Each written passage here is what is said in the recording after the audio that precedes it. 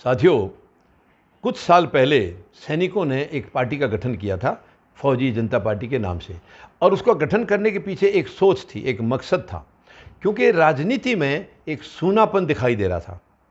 सूनापन दिखाई दे रहा था। राजनीति देश के प्रति जवाबदेह नज़र नहीं आ रही थी, देश के प्रति प्रतिबद्ध नज़र नहीं आ रही थी। तो इसलिए सैनिकों ने सोचा, क्योंकि सैनिक हमेशा देश के प्रति जवाबदेह होता है, देश के प्रति कमिटेड होता है, वो देश से बढ़कर किसी चीज़ को नहीं मानता है। तो इस वजह से सबके हितों की रक्षा करने के लिए सैनिकों ने फौजी जनता पार्टी का गठन किया था। आज फिर देश में ऐसा ही मौका आया है, फिर सूनापन लग रहा है। आज सूनापन लग रहा है और आज किसान वर्ग, जो कि देश का सबसे मजबूत वर्ग है, देश की रीढ़ की हड्डी अगर इसको कहें तो गलत नहीं है, और आज किसानों को सताया जा रहा है, तड़फाया जा रहा है, कितनी पीड़ा दी गई है। 550 से ज़्यादा उसमें शहीदियाँ हो चुकी हैं, और सरकार इतनी निकम्मी और घटिया है कि इनको वो शहीदी भी नज़र नहीं आ रही। क्या सरकार का कोई आदमी मर जाए तो इसमें कितने क्या क्या ड्रामे करेंगे ये देखिए। मौत के ऊपर मैं ये सब मैं वो गलत सेंस में नहीं बोलना चाह रहा हूँ। मैं इसलिए बोल रहा हूँ क्योंकि बाकी लोगों की मौत नहीं है क्या? क्या जो सरकार का आदमी मरता है, मंत्री या सांसद मरता है, क्या वही मौत है? जो एक आम नागरिक मरता है वो मौत नहीं है? क्या उसका घर बर्बाद नहीं हो गया? ये बहुत दुख की बात है। यानी मौतों में भी अगर ये सरकार फ़र्क कर रही है। 550 से ज़्यादा शहीद हो चुके हैं किसान। क्या सरकार कभी उनके दरवाजे पर गई? क्या उनके लिए कोई सुख सुविधाएं दी?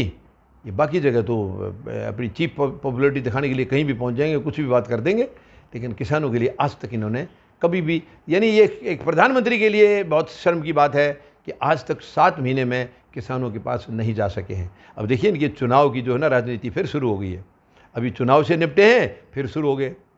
अभी तो कई महीने बाकी हैं लेकिन शुरू हो गए, क्योंकि वो चिंता है। ये चुनाव जीवी हैं, ये चुनाव जीवी है सरकार। चुनाव की 24 घंटे चिंता, इनको रात को नींद भी नहीं आती चुनाव की चिंता में, लेकिन किसानों की चिंता नहीं है। किसान 550 शहीद हो गए हैं, शायद इससे भी ज़्यादा। उनकी कोई चिंता नहीं है कि ये क्यों गए, किसकी वजह से गए। क्या ये सरकार दोषी नहीं है उनके लिए? उन शहीदियों के लिए सरकार जिम्मेवार नहीं है? क्या उनको मर्डर नहीं माना जाए, उनको हत्याएं नहीं माना जाए? सरकार ने वो हत्याएं कराई हैं, मैं ये मानता हूँ, बिल्कुल खुले तौर पर कहता हूँ कि ये जो किसानों की शहीदियाँ हुई हैं वो सरकार के की हुई हत्याएं हैं। सरकार ने अगर ये जुल्म ना किए होते, अब देखिए यहाँ ऐसे ऐसे किस्म के मौसम रहे हैं, कुछ किसान वो मौसम को नहीं झेल पाए हैं, लेकिन अपनी किसानी को बचाने के लिए उनको आना पड़ा, संघर्ष करना पड़ा। लेकिन ये सरकार ने आज तक कभी भी ये दर्द महसूस नहीं किया है कि इतने किसान चले गए हैं। तो ये किसान जो शहीद हो गए हैं, क्या उनके परिवार से मिलने का भी इनका फ़र्ज़ नहीं था? उनके दुख दर्द जानने का फ़र्ज़ नहीं था? या उनके लिए कुछ आगे उनको ज़िंदगी आसान हो जाए उसके लिए कोई कुछ एक्शन लेने की ज़रूरत नहीं थी? ये बहुत दुख की बात है, बहुत दुख की बात है। तो ये सरकार जो है, इनकी क्या मानसिकता है समझ में नहीं आ रहा है। बहुत ही दुख की बात है, बहुत ही दर्द की बात है कि इनको कोई भी चिंता नहीं है, कोई चिंता नहीं है। ये आराम से ऐश कर रहे हैं। ये समझ रहे हैं कि ये केवल ऐश करने के लिए आए हैं, और ये संवैधानिक अधिकार भगवान ने उनको दे कर भेजा है कि जाओ ये देश तुम्हारा ही है, तुम जिसको मर्जी गुलाम बना लेना, जिसको मर्जी रुलाना, जिसको मर्जी अच्छा करना, तुम्हारी मर्जी है, मैं तुम्हें अधिकार दे के भेजता हूँ। ऐसा नहीं है, भगवान कभी ऐसा नहीं करते हैं। तो ये जो कुछ कर रहे हैं ये गलत है, जुल्म की श्रेणी में आता है, और ये इन्हें भुगतना होगा। हर हालत में इसका अंजाम इनको भुगतना होगा। तो मैं चेतावनी देना चाहता हूँ, आप अपनी जिम्मेवारी को समझिए, जिम्मेवारी को महसूस करिए। और ये किसान जो हैं ये दुश्मन नहीं है आपके, ये आपको रोटी खिला रहे हैं। आप सोचिए, इनका ध्यान कीजिए और इनकी जो पीड़ाएं हैं उनको दूर करिए, दूर करिए, वरना ये आपकी पीड़ा दूर करने में देर नहीं लगाएंगे। अब ये समझ गए किसान, तो ये ठान चुके हैं, वो अपनी पीड़ाओं को भूलते जा रहे हैं, भूलते जा रहे हैं। अब कहीं वो आपका इलाज सही तरीके से ना कर दें, और किसानों को इनका इलाज करना ही पड़ेगा, इसके अलावा और कोई रास्ता नहीं है। अब ये बहुत सुनहरा मौका है किसानों के लिए। किसानों को देश का नेतृत्व करना चाहिए। किसानों को अब आगे आकर के, वो संघर्ष तो कर ही रहे हैं, वो अब तक केवल किसानी को बचाने का संघर्ष था, अब देश को बचाना है।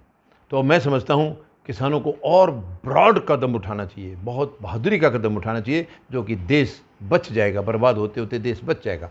अब किसानों को देश का नेतृत्व करना चाहिए, और गरीब मजदूर और जवान को साथ लेकर के, और इस सरकार को बाहर का रास्ता दिखा करके, इस सरकार को उखाड़ करके एक संवैधानिक तरीके से एक नई सरकार बनाई जाए जो राष्ट्रीय सरकार होगी, वो गरीब की सरकार होगी, मजदूर की सरकार होगी, जवान की सरकार होगी और किसान की सरकार होगी। ये कदम मैं किसानों को मैं यहाँ से एक बिल्कुल अपील करना चाहूँगा, दिल से आत्मा से अपील करना चाहूँगा कि आप बहुत सुनहरी मौका है देश को बचाने का। किसानी को तो आप बचा ही लेंगे, फिर ये लोग नहीं सुनेंगे आपकी, ये नहीं सुनेंगे। आप इनको उखाड़िए और देश का नेतृत्व करके आप एक संवैधानिक सरकार बनाइए और फिर सबके हितों की रक्षा आप खुद करेंगे। आप ये कदम उठाएं, ये बहुत ज़रूरी है, ये देश हित के लिए बहुत ज़रूरी है, वरना ये देश बचेगा नहीं। जिस रफ्तार से ये लोग लगे हुए हैं, ये देश बिल्कुल बर्बाद हो जाएगा, जितना बचा है वो भी नहीं रहेगा। धन्यवाद। जय जवान, जय किसान, जय हिंद।